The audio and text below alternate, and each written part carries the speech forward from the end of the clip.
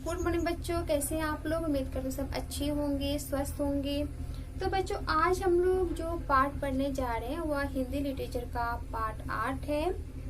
Page number है 32। तो part 8 में क्या शीर्षक है? मेहनत। तो आज हम लोग इस पार्ट में क्या पढ़ने जा रहे हैं? मेहनत। जो शीर्षक दिया हुआ है, किसान संभवतः बहुत मेहनती होते हैं। जैसे कि हम लोग जानते हैं कि जो किसान होते हैं वह बहुत ही क्या होते हैं? बहुत ही मेहनती होते हैं। लेकिन राम प्रताप नामक किसान दूसरे किसानों के तुलना में कुछ ज्यादा ही मेहनती था।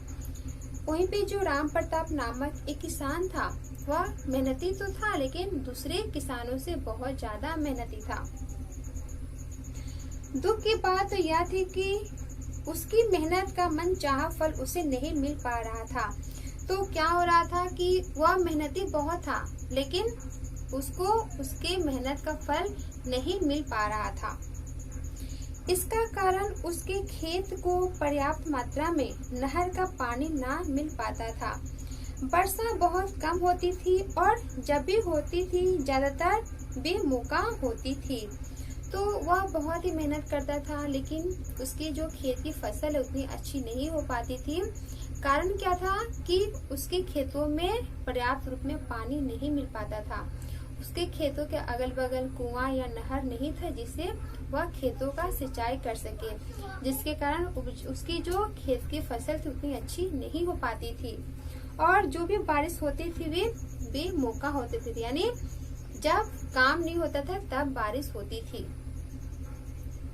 जिससे फसलों की बिजाई या तो समय पर नहीं हो पाती थी, और यदि बिजाई हो भी जाती थी तो फसल की सिंचाई समय पर नहीं हो पाती थी। नहर उसके खेतों से बहुत दूर थी। जो नहर था वह राम प्रताप के खेतों से बहुत दूर थी, इसलिए उसने नहर से अपने खेतों तक एक गहरी चौड़ी नाली खोद डाली थी। परंतु दूसरे किसानों के खेतों की तुलना में उसके खेत की अधिक ऊंची होने कारण उसके खेतों की सिंचाई इस नाली द्वारा भी नहीं हो सकी। इस प्रकार उसकी यह मेहनत बेकार गई। तो राम प्रताप की जो खेत थी ऊंचाई पर थी, जिससे उसने नाली तो खोदी, लेकिन उसके जो खेत है वहाँ पे पानी नहीं जा पा रहा था, जिसके कारण उसकी यह मेहनत भी बेकार गई।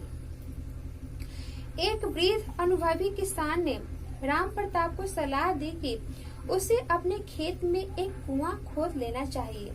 तो एक वृद्ध और अनुभवी किसान ने उसे क्या सलाह दी कि तुम्हें अपने खेत में एक कुआं खोद लेना चाहिए। कुएं में रहट लगाकर वह अपने खेतों को सींच सकेगा।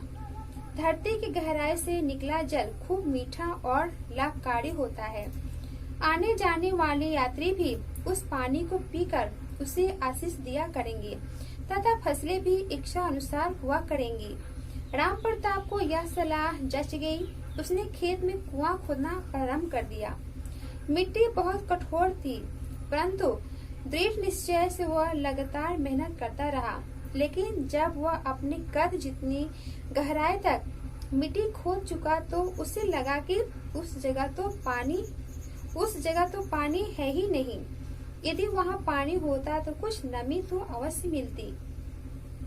तो राम प्रताप को उस वृद्ध किसान का जो सुझाव था, जो सलाह था, बहुत ही अच्छी लगी और उसने उसकी बात मानकर कुएं की खुदाई करना शुरू कर दिया। और जब उसने अपने कद के बराबर खुदाई की तो उसने देखा कि मिट्टी में अभी की नमी नहीं है। तो उसने सोच लिया कि यहाँ पानी नहीं हो सकता है। यदि वहाँ पानी होता तो कुछ नमी तो अवश्य मिलती, परंतु वहाँ तो नमी का नाम तक नहीं था।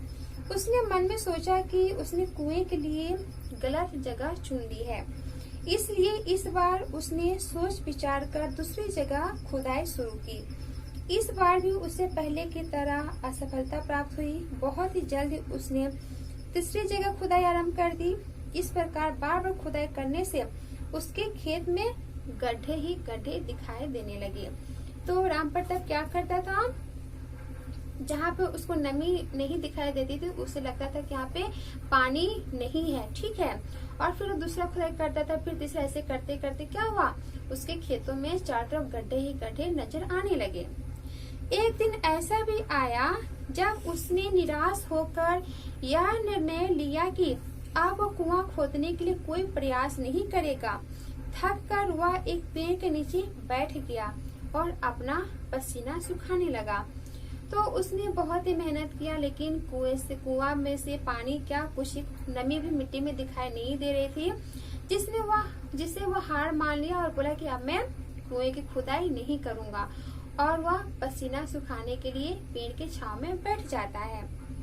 थक कर वह पेड़ के नीचे बैठ गया और अपना पसीना सुखाने लगा।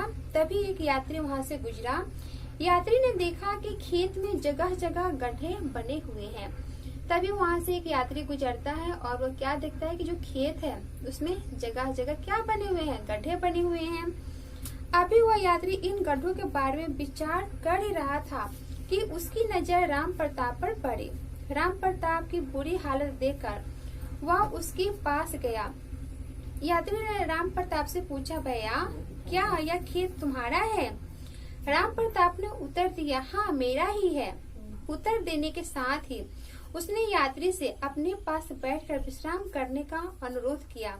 तो राम प्रताप ने उस यात्री को क्या बोला कि आप भी आकर यहाँ पर थोड़ा सा आराम कर लीजिए। यात्री उसके समीप बैठ गया और कहने लगा, तुम्हारे खेत में इतने गड्ढे कैसे बन गए? राम प्रताप ने प्रत्युत्तर में कहा, ये मेरे द्वारा किए गए खुदाई से बने हैं। तुम्हारी खुदाई से? आश्चर्यचकित होते हुए यात्री ने पूछा, तुम्हें इतने गड्ढे खोदने की क्या जरूरत थी? राम प्रताप ने पूरी बात बताई। यात्री बहुत बुद्धिमान था। उसने कहा, तुम मेहनती तो बहुत हो, परंतु मेहनती होना ही सब कुछ नहीं होता। सूझबूझ के साथ सही दिशा में की गई मेहनत ही फलदायी होता है। तो उस यात्री ने राम प्रताप से क्या कहा कि मेहनती होना बड़ी बात नहीं होती है। आप जो काम कर रहे हैं तो सही दिशा में कर रहे हैं या नहीं, इसकी सूझबूझ भी होना जरूरी होता है। अब ऐसा करो, खेत के पूर्वी कोने वाले गड्ढे को और गहरा खोदना शुरू कर दो। जब तक पानी ना मिले रुकना मत, बहुत शीघ्र ही तुम्हें सफलता मिलेगी। पूर्वी कोना बाकी के खेत से ऊंचा है। उस जगह पर बने कुएं से पूरे खेत की सिंचाई हो जाया करेगी। रास्ता भी वहीं से गुजरता है। लोगों को भी कुएं का पानी आसानी से मिल जाएगा। इतना कहकर यात्री चला गया। राम प्रताप ने वैसा ही किया जैसा कि यात्री ने उसे बताया था।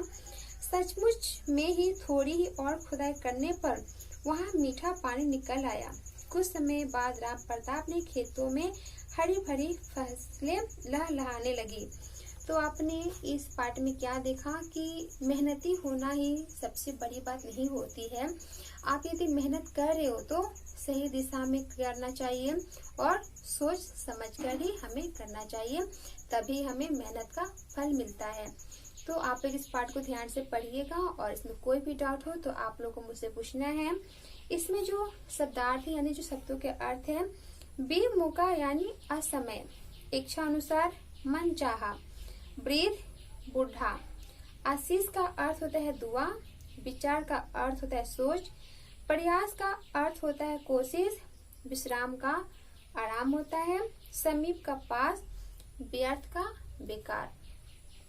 इसमें जो अभ्यास कार्य है उसे हम लोग क्लास में करेंगे। उम्मीद करती हूँ कि आपको यह पाठ समझ में आया होगा। Thank you class.